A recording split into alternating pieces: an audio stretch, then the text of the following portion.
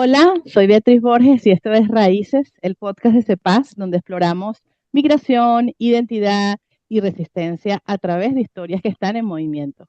Pues hoy tenemos un día muy especial porque nos acompaña Adelis Ferro, activista incansable, voz muy poderosa de la diáspora venezolana y, por supuesto, directora ejecutiva del American Caucus.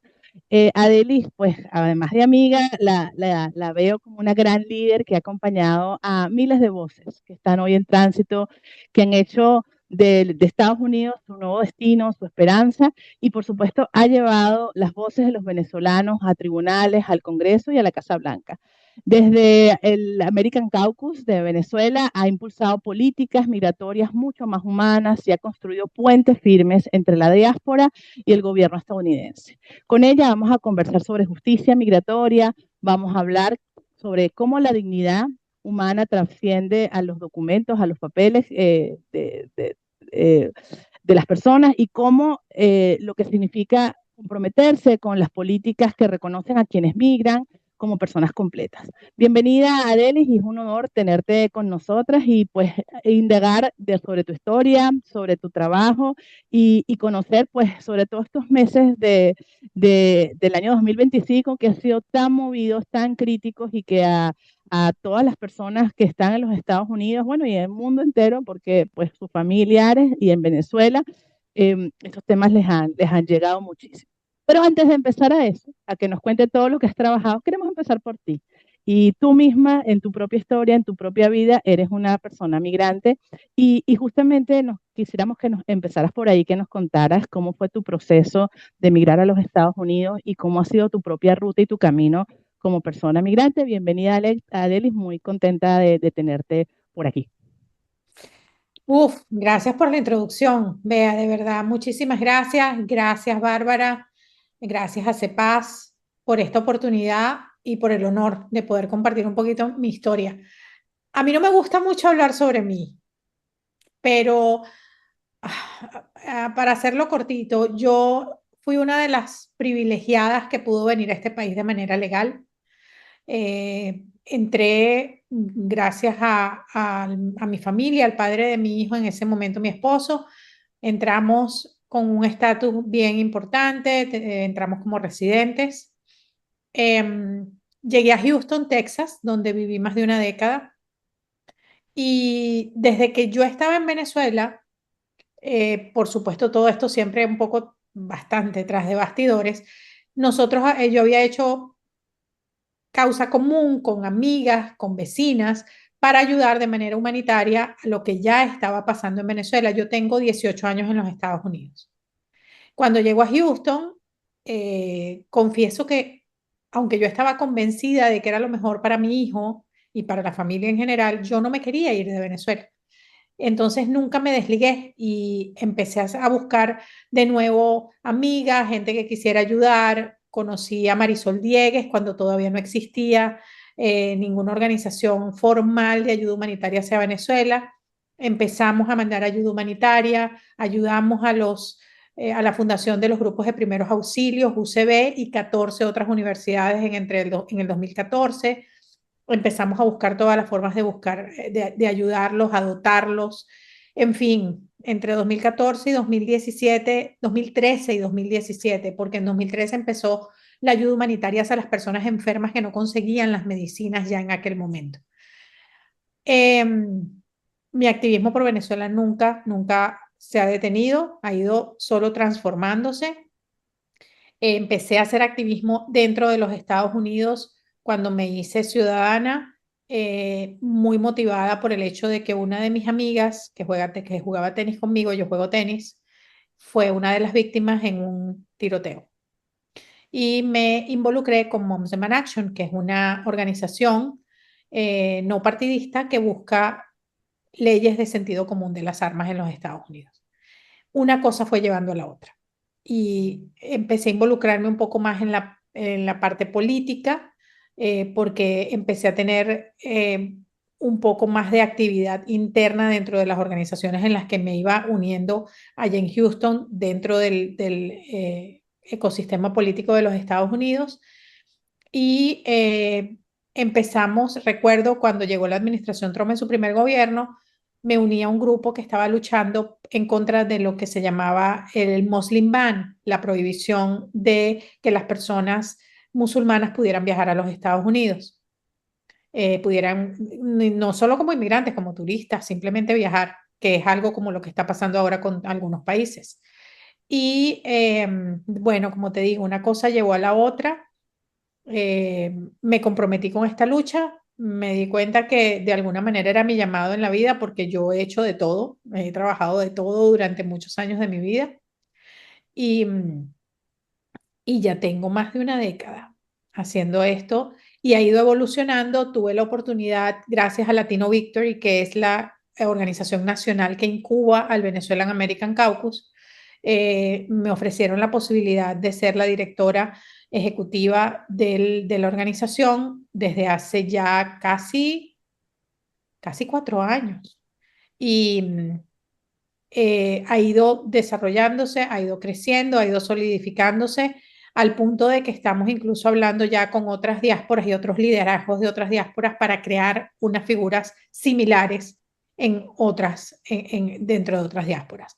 Nosotros en el Venezuelan American Caucus somos una organización que se define como no partidista, pero tampoco se define como bipartidista porque, siendo totalmente transparentes, nosotros no apoyamos candidaturas de ninguna persona, de ningún candidato, de ningún partido político, pero no es mentira que estamos siendo parte de Latino Victory y estamos dentro del ambiente liberal en los Estados Unidos.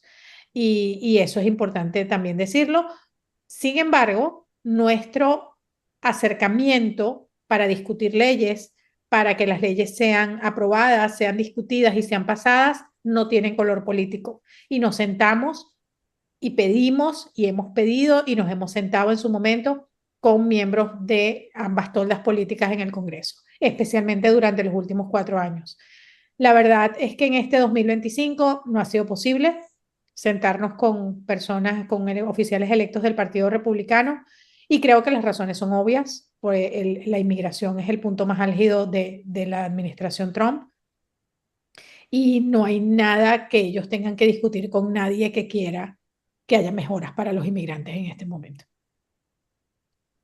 Claro, tu trabajo viene de larga data.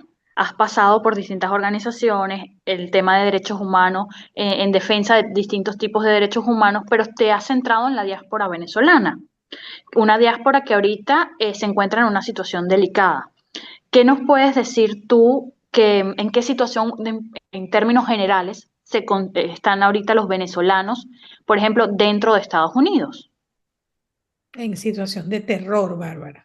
Los venezolanos, mira, nosotros somos más o menos, cifras no oficiales, 1 millón de venezolanos en los Estados Unidos, poquitico más podría ser. De cada 10 venezolanos, más de 6 tienen TPS, el 66% tiene TPS.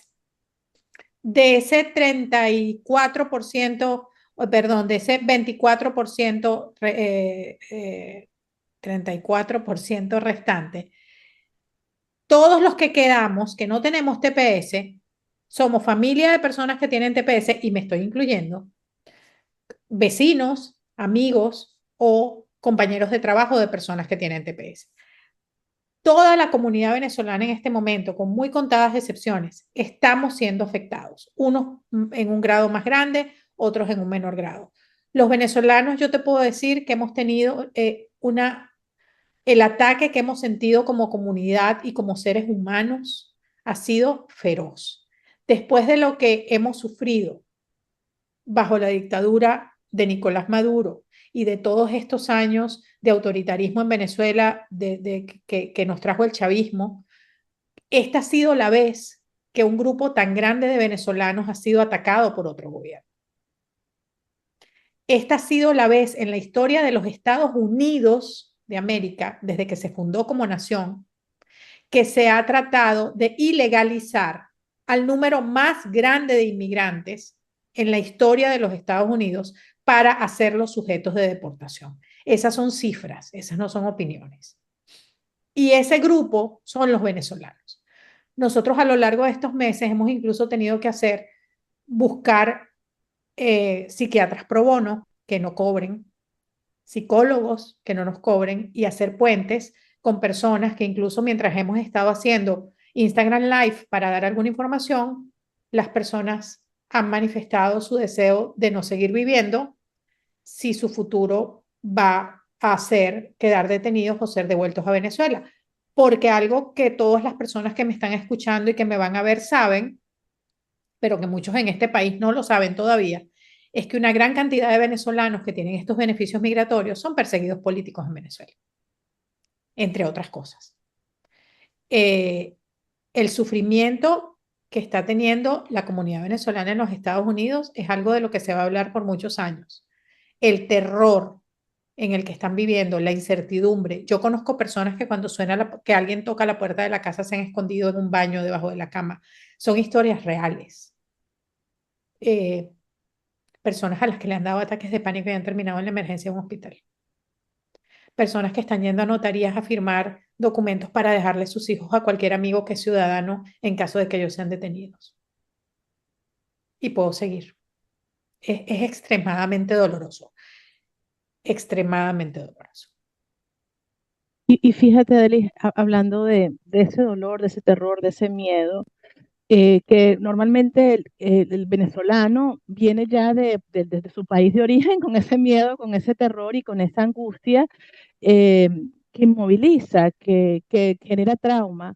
Sin embargo, tú desde tu espacio, desde el trabajo que haces en el American Caucus, llamas a la organización, llamas a la activación. Eh, y frente a esta dura la realidad que nos narras, hay una voz colectiva. ¿Qué ha sido para ti, en términos personales y en términos de también ser testigo de primera mano de, bueno, cómo ha respondido la comunidad venezolana en este activismo, en esta exigencia de derechos, en un contexto adverso, donde no tienen dónde ir, porque volver a Venezuela para la mayoría no es una opción? Y ir a otros países también, no ha habido puertas abiertas. Muchos países han sido solidarios con el tema de democracia en Venezuela, pero no con la acogida a su población. Entonces, ¿qué ha sido para ti esta organización, este llamado a la voz colectiva, y cómo ha sido tu propio proceso de liderar esos procesos y cómo ha respondido la comunidad venezolana? Lo cual es una paradoja lo que acabas de decir, porque que nos apoyen en nuestra cruzada por ser libres de nuevo y porque la democracia vuelva a Venezuela, no va no va al lado de que apoyen a los venezolanos que salieron corriendo de esa dictadura, porque nadie sale corriendo de su país por gusto, nadie. Y ha sido, la verdad, dentro de toda esta tragedia, ha sido muy bonito darnos cuenta en nuestra organización y en la coalición que hacemos con muchas otras organizaciones, que la gente está ávida de aprender cómo se manejan las leyes en este país, qué derechos de verdad tienen. La gente no sabía cuáles de que los derechos que cubren a los estadounidenses, básicamente todos también cubren a las personas que están en este país, incluso a los que están sin documentos. Y eso ha sido parte de nuestra lucha, hacerles entender que ellos tienen derechos, que los lean, que los aprendan, que traten de aplicarlos, que dentro de lo posible tengan un apoyo legal para que sus derechos puedan ser respetados. Porque parte de la lucha que estamos llevando a cabo en este momento en los Estados Unidos por los venezolanos y por los inmigrantes en general, nosotros en el Venezuelan American Caucus hacemos coalición con más de 100 organizaciones pro inmigrantes y entre ellas más de 40 organizaciones venezolanas estadounidenses a lo largo de todo el país, empezando por la red de Casas de Venezuela, que son nuestros mejores aliados. El problema grave que tenemos es que la administración Trump, en su afán por cumplir la promesa antiinmigrante de campaña y en el foco que le pusieron a la comunidad venezolana, y la etiqueta de Tren de Aragua en la frente que nos pusieron a todos, se ha saltado cualquier cantidad de procesos legales, se ha saltado el debido proceso. Las personas ya no tienen la posibilidad de tener su día en la corte y que sea un juez el que decida qué va a pasar contigo. Y eso ha sido algo que hemos tratado de que la gente entienda en palabras sencillas. Hemos hecho muchísimos videos, hemos explicado mucho y la verdad es que la gente ha ido aprendiendo y ha ido entendiendo y ha ido familiarizándose con toda esta nueva vida que nos ha tocado vivir a todos. Y yo creo que en ese conocimiento y en ese aprendizaje, de alguna manera también hemos empezado a entender un poco de nuestra propia realidad en Venezuela, porque nos hemos dado cuenta de algunos paralelismos y de cómo un aprendizaje nos puede llevar a otro aprendizaje. Yo creo que de toda esta desgracia han salido cosas buenas y entre ellas está este aprendizaje de esta nueva vida que tenemos en Estados Unidos y de alguna manera también hemos descubierto lo que es la solidaridad de verdad, sin nada oculto, la solidaridad real, la hermandad real, que hay abogados que han hecho todo este trabajo sin cobrarnos ni un solo centavo y sin pedirnos nada, ni siquiera que donemos a las organizaciones. Eso lo pedimos nosotros. Que han habido organizaciones que nos han tendido la mano de verdad de manera totalmente desinteresada y quizás los venezolanos por ser aún nuevos en toda esta migración y en todo este fenómeno, no tenemos mucha experiencia en toda esta solidaridad y cómo se manejan todas estas dinámicas, pero ha sido un descubrir que la naturaleza humana todavía tiene mucho de bueno y que los venezolanos que de alguna manera quizás en nuestra mente pensábamos que no era que merecíamos mucho, que no merecíamos mucho porque nosotros tenemos un síndrome postraumático terrible que traemos de todo lo que nos han hecho en Venezuela y que nos hacen todos los días. Descubrir que sí, que hay gente que está dispuesta a ayudarnos sin pedirnos nada a cambio y sin que haya nada oculto tras de eso y que nos están ayudando todos los días, incluso mientras tú y yo estamos hablando, ha sido algo muy bonito dentro de toda esta desgracia y ha unido a los venezolanos sin distingo de ideología política, sin distingo de religión, sin distingo de nada. Somos venezolanos unidos, tratándonos de ayudar unos a otros en medio de un momento extremadamente difícil para muchísimas familias en los Estados Unidos. Claro, y en esta unión también se integran otros connacionales de otros países de latinoamericanos que también están bajo esta circunstancia. Y una de las políticas que se están aplicando ahorita, que no son nuevas, Europa ya lo había hecho, que era la tercerización a un tercer país de la migración, ¿no? ¿Ustedes han podido hablar con países que son receptores como tercer país o organizaciones que trabajan con la migración de esos países? Porque también esos países, lo que es México, El Salvador, ahora Paraguay, también son emisores de migrantes. Ahora se van a convertir en receptores. ¿Ustedes han tenido alguna forma de trabajar con ellos para ver en las condiciones en que pueden llegar esas personas, si se pueden hacer alianzas en situaciones de deportación para que se estabilicen ahí o tengan contacto con la familia o cómo apoyarlos incluso desde el punto de vista legal en ese nuevo país? A través de Human Rights Watch y algunas otras organizaciones con las que, por cierto, tengo una reunión más tarde, hoy que estamos grabando el podcast, hemos tratado de hacer alguna suerte de conexión. El problema que hemos encontrado es que las negociaciones que está haciendo los Estados Unidos con estos terceros países son negociaciones de muy alto nivel y se encuentra mucho obstáculo para obtener información veraz de cómo están siendo recibidos, qué es lo que se les está ofreciendo, por qué algunos de ellos están siendo detenidos y llegando detenidos a centros de detención en esos países si no han cometido ningún delito y que su único delito ha sido un delito migratorio. Ha sido bastante complicado, como todos sabemos.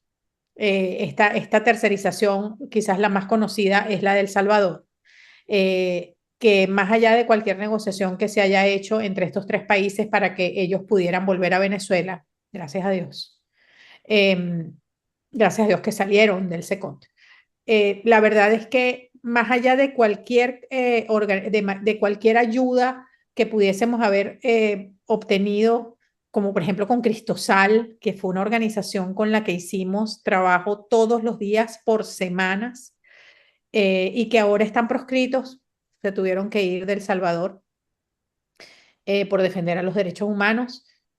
El ruido comunicacional que toda esa alianza provocó en todas partes donde se hablaba de esta noticia en el mundo, porque nosotros llevamos esto hasta Europa, hablamos en Noruega, hablamos en España, en los medios de comunicación de todas partes del mundo que nos llamaban, lo hablábamos. No haber dejado que ese tema muriese, más allá de cualquier negociación de alto nivel, creo que la comunidad levantando la voz por su propia gente y las organizaciones pro derechos humanos no callándose y no dejando que el tema muriese, es lo que le salva la vida a todas estas personas que estaban en el SECOT, porque del SECOT nadie sale.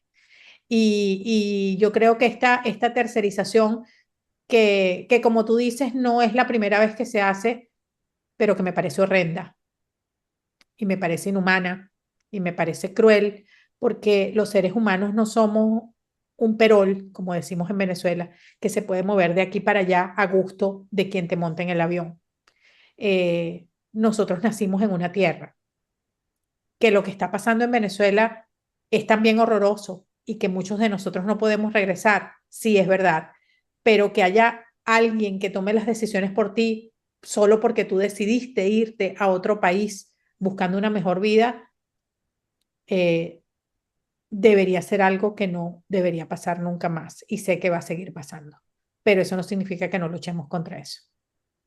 Fíjate, Ali, y creo que eso tiene que ver mucho con lo que tú estás hablando ahorita, de todo el tema de la comunicación, los discursos erróneos y cómo incluso existen malos entendidos, prejuicios sobre lo que es la migración latina de Estados Unidos, pero especialmente la venezolana. Y aquí tú que has hecho este ejercicio, bueno, durante años, pero especialmente en este año que ha sido tan crítico, eh, ¿qué podríamos hacer para combatir y para generar una narrativa y para justamente esto que tú decías del poder colectivo es más importante que nunca y lo has planteado?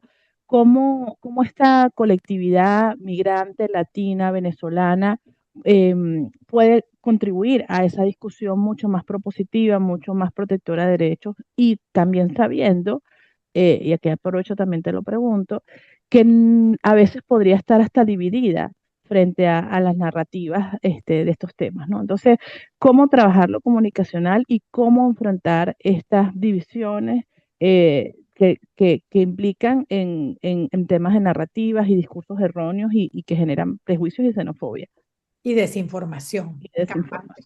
Ya. El pensamiento crítico, Beatriz. Yo creo que el secreto para cualquier persona que me esté viendo es escucharnos a nosotras, escucharme a mí y escuchar a quien piensa diferente a mí. Y usted hacerse su propio criterio y su propio pensamiento basado en las opiniones de los demás y en los hechos que usted ve. Busca información más allá de un video de TikTok. Busca información más allá de una cadena de WhatsApp. Busca información más allá de un algoritmo en Instagram, en X, en Facebook, en cualquiera de esas redes. Las redes sociales han sido una gran bendición para la globalización, pero también han sido una gran desgracia. Y la verdad es que nada más ayer salió un reportaje acerca de un think tank que ayudó mucho a la creación de la narrativa de que los venezolanos que estaban entrando por la frontera sur eran miembros del Tren de Aragua. Y esa narrativa en su momento fue alimentada por nosotros mismos. En las redes sociales fuimos nosotros mismos los que alimentamos de manera increíble esa narrativa. Y nos hicimos daño a nosotros mismos. Primero porque no es verdad que los venezolanos que entraban por la frontera sur eran del Tren de Aragua. De hecho, las cifras del mismo gobierno de la administración Trump indican que no son más de 600 sospechosos de pertenecer al Tren de Aragua. Y aunque ustedes no lo crean, no hay más de una docena de personas con cargos reales que aún no han sido determinados si son verdad o no por un juez, que son miembros de esa pandilla criminal. Entonces, Yo creo que no creer en todo lo que vemos a priori, no creer en todo lo que vemos en lo que lo vemos. Buscar, así como cuando uno está en un automercado y tú ves una cosa y entonces tú estás con un presupuesto y tienes que ver cuánto cuesta este y cuánto cuesta esta marca y déjame ver qué tiene esto. Es lo mismo. O sea, no me crean a mí, tampoco le crean a los demás. Créense ustedes su propia narrativa basado en los hechos y en lo que usted ve. Esta desinformación y todas estas narrativas y esta polarización, Dios mío, nosotros los venezolanos tenemos un posgrado en polarización. Nosotros sabemos lo que la polarización hace, lo que la división entre nosotros hace. Y esto ha sido un trabajo de dividirnos y por eso nosotros en el Venezuelan American Caucus, cada vez que puedo lo digo. Nosotros jamás le vamos a preguntar a usted si usted apoya a a aquel, en Venezuela o aquí en Estados Unidos, para ayudarlo. Esto nunca se va a tratar de eso, ni se trata de eso. Se trata de que somos venezolanos, de que somos seres humanos, de que somos inmigrantes, de que hay más de 10 millones de inmigrantes en este momento temblando en los Estados Unidos. Bueno, yo soy ciudadana y yo ando con mi pasaporte, con mi tarjeta de pasaporte en la cartera. Yo creo que la plaga más grande de la humanidad en este momento es la desinformación y sintiéndose en todo el mundo un rechazo generalizado a lo que significa la inmigración, sobre todo de las personas más vulnerables, porque no se ven como tú, porque no hablan como tú, porque no comen como tú, porque no se visten como tú, porque no se ven como tú. Eh, es le hace un flaco favor a lo que significamos todos como seres humanos, especialmente cuando nos vamos a un país que no es el nuestro. Y para mí no hay venezolanos ni de primera, ni de segunda, ni de tercera. Para nosotros, como activistas, todos somos inmigrantes y para los que somos venezolanos, todos somos venezolanos y todos merecemos una oportunidad. Eso es lo que estamos tratando de darles. Claro, pero de las palabras tenemos que pasar a las acciones y ustedes han hecho un trabajo gigante en lo que tiene que ver con el TPS, con el parole y con otras normativas o regulaciones de la población migrante. Esto, por supuesto, ya hemos tenido muchísimas noticias de todo lo que está pasando con esas figuras.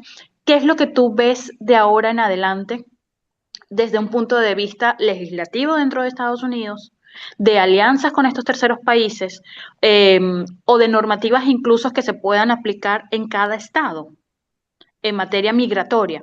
¿Cuál es la visión 2025 de lo que nos queda 2025 y principios de 2026 que tú puedas decir con la información que tú tienes porque trabajas con entes gubernamentales? Mira, esto es lo que podemos tener y esto es lo que podemos hacer. Bueno, tenemos muchos procesos en corte que como organización hemos apoyado y coordinado los esfuerzos y por supuesto el paro humanitario, TPS y ahora las personas que entraron legalmente a través de la aplicación CBP One, CBP One. Pero lo que viene, Bárbara, es lo más importante, porque lo que viene es el trabajo de empezar a tocar puertas con candidatos o con oficiales electos que se van a reelegir en las elecciones de medio término en noviembre del 2026 y que ya eso están dando porque ya se están lanzando las candidaturas para que se comprometan. Y ahí sí no solo somos los venezolanos, porque nosotros a pesar de todo somos una diáspora chiquitita. Lo que pasa es que fuimos el centro de un ataque coordinado y inhumano y permanente por mucho tiempo y todavía lo somos, sino como lo que somos todos como inmigrantes en este país. En este país somos más de 60 millones de inmigrantes, perdón, 60 millones de latinos inmigrantes. Y cuando nos unimos a otras diásporas, pues somos un grupo bastante importante en este país. Entonces, es unir esfuerzos con muchísimas organizaciones proinmigrantes para decirle a los candidatos, las organizaciones que tienen esa capacidad, van a apoyar a los candidatos que se comprometan a pasar una reforma migratoria tan pronto tome el Congreso, este nuevo Congreso que se iniciará en diciembre del 2026 y que tomará poder en diciembre del 2026, y que sea una de las primeras leyes que pasen y que incluya en la reforma migratoria a los beneficiarios de TPS, de alguna manera. Ese es el trabajo que empieza ya, en paralelo a todos estos procesos legales, porque lo que estamos con estos procesos legales es tratando de que todos ellos ganen tiempo y permanezcan en el país la mayor cantidad de tiempo de manera legal, pero después no contamos con que la administración Trump va a renovar ningún TPS, ni va a renovar ningún permiso de trabajo de los que se les había dado por CBP-1 una vez que se les venzan, que es lo que queremos que el juez vuelva a poner en vigor. Entonces, esas personas necesitan un camino hacia mantenerse legales en los Estados Unidos. No les estamos ni siquiera hablando de que nos den residencia inmediata, solo estamos pidiendo que en una reforma migratoria abierta sean incluidos las personas que ya tienen un estatus aquí en el país y las personas que no lo tienen, que tienen los suficientes años para merecer estar en estatus en los Estados Unidos. Entonces el trabajo viene legislativo y creo que ese es el más importante, porque cualquier reforma migratoria no la da un presidente por orden ejecutiva, la tiene que dar el Congreso. Tiene que ser la ley del law of the land, como se dice aquí, la ley de la tierra. Y mejor momento imposible, porque por ejemplo el TPS se vencería en octubre del 2026 y si no se le renueva como pensamos que va a pasar, por supuesto, porque ya ellos quisieran eliminarlo desde ya, esperando que el juez falle a nuestro favor, les darían 60 días para irse del país. O sea, mantendrían su estatus por 60 días más, es lo que dice la ley. En esos 60 días vienen las elecciones de medio término y toman el Congreso, ese nuevo Congreso elegido. Ese es el trabajo que vamos a hacer. Estaremos mucho tiempo en Washington, D.C., estaremos mucho tiempo en estados clave hablando con candidatos y oficiales electos y pidiéndoles un compromiso. Así como cuando le pedimos al entonces candidato Joe Biden que se comprometiera a pasar un TPS para los venezolanos en los primeros 100 días de su gobierno para poder los activistas que estábamos en ese momento darle nuestro apoyo. Y la verdad es que el señor lo hizo y nos los dio en marzo antes de que se cumplieran los 100 días de su gobierno. Esas presiones funcionan y si estamos todos los inmigrantes unidos y todos los inmigrantes latinos unidos, va a funcionar. Y esa es mi esperanza de poderles dar estatus a estas personas más permanentemente o más estable en los Estados Unidos en los próximos años. Una gran labor y la verdad, como dices, lo importante es lo que viene y quisiéramos, como se nos está acabando el tiempo, volver a lo personal.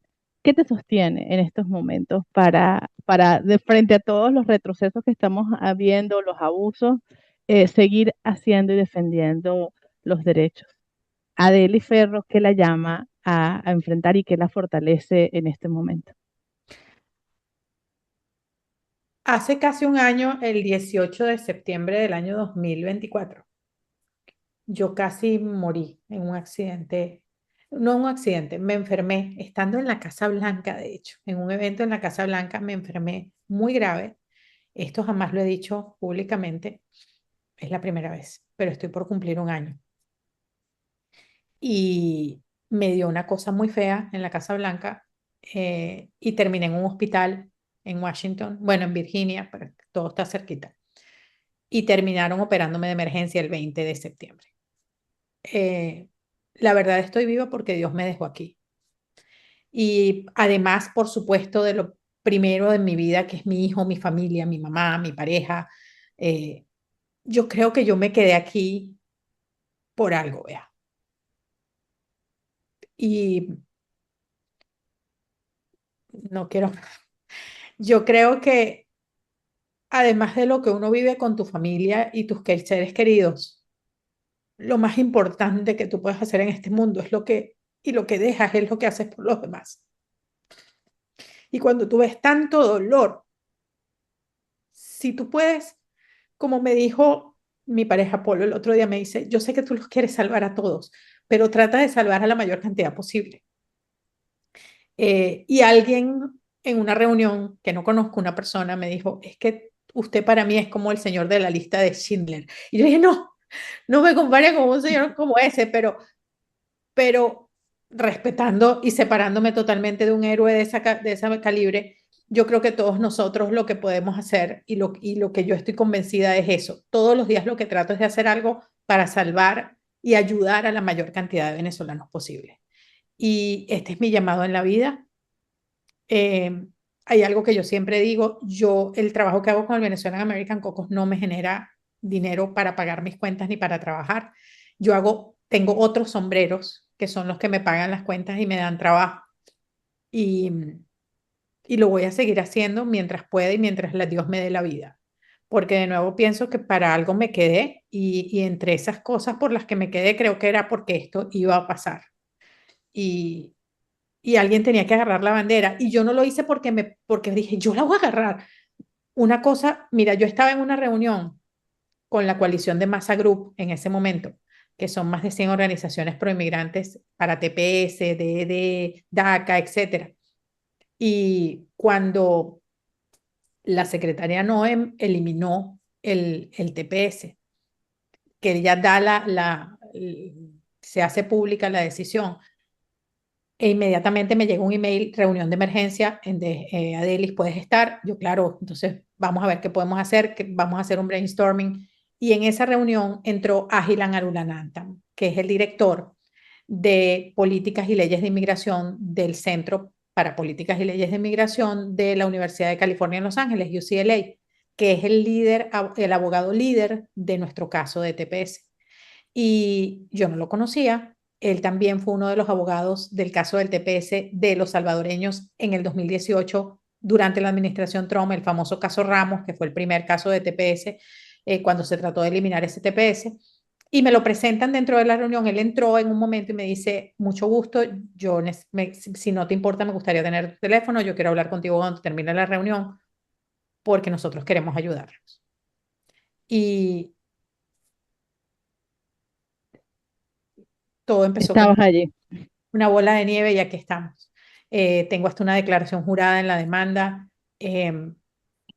Yo creo que lo que me da fuerzas es lo que te dije, saber que esta es mi misión de vida y, y sabes que lo orgulloso que está mi hijo de mí y que me lo dice. Y yo tengo un solo hijo y, y eso es todo. Cuando él me dice, mami, lo que estás haciendo le está cambiando la vida a la gente y eso lo vale todo, eso para mí me llena la vida.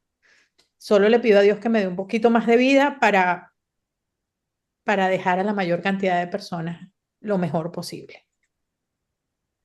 Y es lo que nosotros queremos rendir homenaje a través del podcast. Y justamente en esta segunda temporada estamos viendo la parte más humana de quienes hacen posible que se respeten los derechos, que están trabajando con las comunidades. Y porque también, a pesar de que uno a lo mejor se ve más como una persona técnica, uno también tiene esa parte humana que también la ha vivido. Y nosotros la última pregunta que estamos haciendo en esta segunda temporada, quiero que me la resumas en una frase, de ser posible, ¿no? Eh, ¿Qué significan para ti tus raíces? Lo que soy. Yo nací en el Callao, en el estado Bolívar, y me crié en Caracas. Yo bailé con Isidora, Calipso. Yo soy venezolana. Yo, yo me voy a morir siendo venezolana. Soy estadounidense, agradecida y orgullosa también, pero yo nunca voy a dejar de ser venezolana. Y, y los venezolanos son mi familia, son mi gente. Nosotros todos somos uno. Y hemos sufrido bastante, carajo. Mira que nos han dado palo. Eh, Creo que lo menos que merecemos es tener un poquito de paz. Y nada, venezolana, siempre venezolana. Bueno, yo creo que con esas raíces nos has movido el corazón, nos has aguado el guarapo, como decimos nosotros. Gracias, Adelis, por tu claridad, por tu compromiso, por también abrir tu corazón a contarnos lo que ha implicado para ti esta lucha, pero también toda la fuerza con la cual estás afrontando el futuro y yo creo que, bueno, desde aquí, desde la comunidad de los venezolanos en Estados Unidos, te mandamos un abrazo y agradecemos todo ese trabajo que estás haciendo con tanto compromiso. Y a ustedes quienes nos escuchan y quienes se han conectado con la historia de Adelis, pero también con todas esas voces que están trabajando por una movilidad mucho más digna, por un espacio de derechos. Si este espacio les pareció informativo, te conmovió, te motivó, los invitamos a compartirlos también, a inspirar a otros, a seguirnos en Spotify, en Apple, en Amazon y donde escuches, por supuesto, el podcast que está en diferentes plataformas. Y bueno, también escribirnos aquí los comentarios sobre todo lo que nos ha comentado Adelis, a expandir estas historias, lo que estamos viviendo. Quienes conectan con su historia, pues los invitamos a escribirnos libremente en las redes sociales en @pisocepaz. Van a encontrar también mucho más contenido y maneras de apoyar este proyecto.